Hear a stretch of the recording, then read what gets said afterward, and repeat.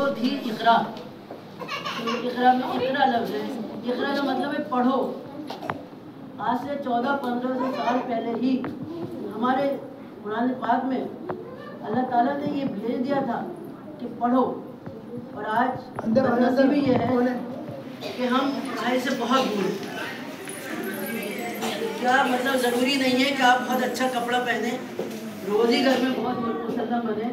अगर थोड़ा सा बचा के कुछ भूखा रह के अगर बच्चे को पढ़ाया जाए तो क्या मसला है। आज माँ को फुर्सत नहीं है।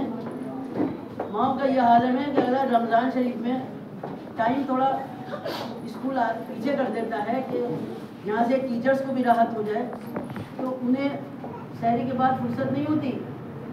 वो कहती हैं आपने इतना सवेरे कर दिया।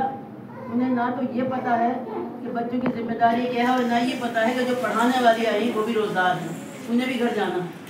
वो सिर्फ अपना आराम देखती हैं। और ये सोना वोना सुस्ती सब ख़त्म करो भाई।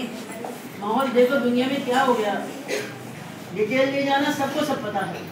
तो ये पढ़ाई तो मुकाबला करेगी जब हमें पता ही नहीं ये क्या हो रहा है।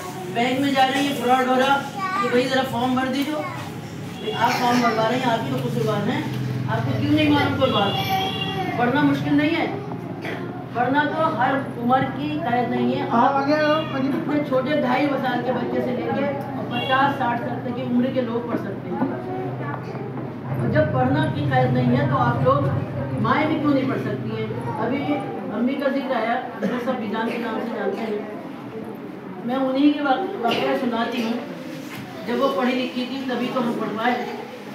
माँ की बहुत बड़ी जिम्मेदारी होती है। जब वो हाई स्कूल का एग्ज़ाम दिया उन्होंने 10वीं का, तो उनकी बड़ी बेटी यानी मेरी बहन 7वीं क्लास में पढ़ती थी।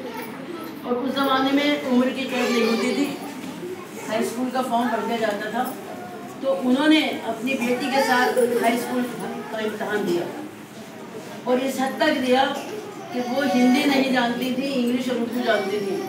उनके साथ एक ऐसा क्वेश्चन आ गया टिप्पणी का कि इस पर टिप्पणी कीजिए। तो उन 3 क्वेश्चंस को वो 3 समझी, 1 नहीं समझी और 2 और कर लिए। एक ही हॉल में हमारी बहन और हमारी अम्मी गवर्नमेंट कॉलेज में एग्ज़ाम दे रही थी। और हमारी बहन बहुत परेशान हॉल में हुई और उन्होंने पीछे मुड़ के इशारा किया, कर लिया। वो समझी कि मैंने कर लिया। तो जो इन्विजिलेटर थे, बच्चों को आगे भेजिए, जो राउंड लगाते हैं एग्ज़ाम में, आपकी भी बहन लगाती है, उन्होंने बार बार हमारी बहन को टोका कि भाई तुम क्यों पीछे मुड़ के देख रहे हो, क्या बात है। वो फिर चुप हो जाए, फिर वो अम्मी से पूछे, तो फिर वो अम्मी के पास गए कि ये आपकी कौन होती है, ये बहुत परेशान कर रही है, आपको बार बार देख रही है। उन्होंने खड़ा कहा ये मेरी बेटी है। और उन्होंने एग्ज़ाम दिया, तब तक की बात है वो फेल हो गई। दोबारा उन्होंने एग्ज़ाम दिया और वो उस ज़माने में आज से कम 70 साल या 60 साल तो रहने हुए। उस ज़माने में अखबार में डिटेल आई थी कि 5 बेटियों की माँ ने हाई स्कूल का एग्ज़ाम दिया। तो कुछ मिसाल ही तो बनो, अपनी पहचान तो बनाओ। आप लोग सब बैठी हैं, आप मुझे बता दें कि बच्चों के फ्यूचर के लिए, ये मासूम बच्चे हैं, आपने क्या सोचा है इनके लिए। बहुत आसानी से मैं पूछ रही हूँ कि क्या सोचा।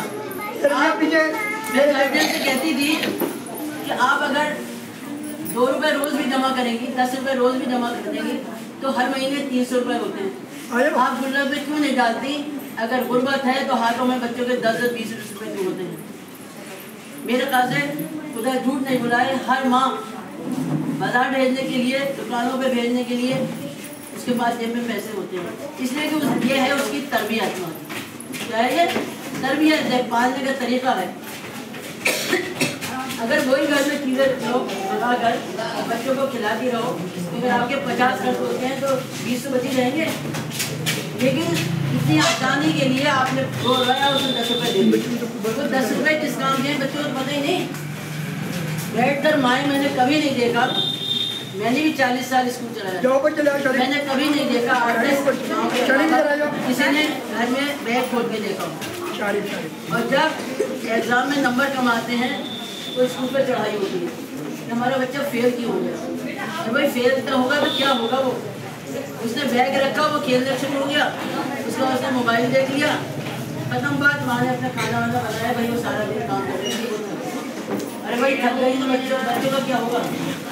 मेन बात है इन बच्चों, मासूम बच्चों का क्या होगा?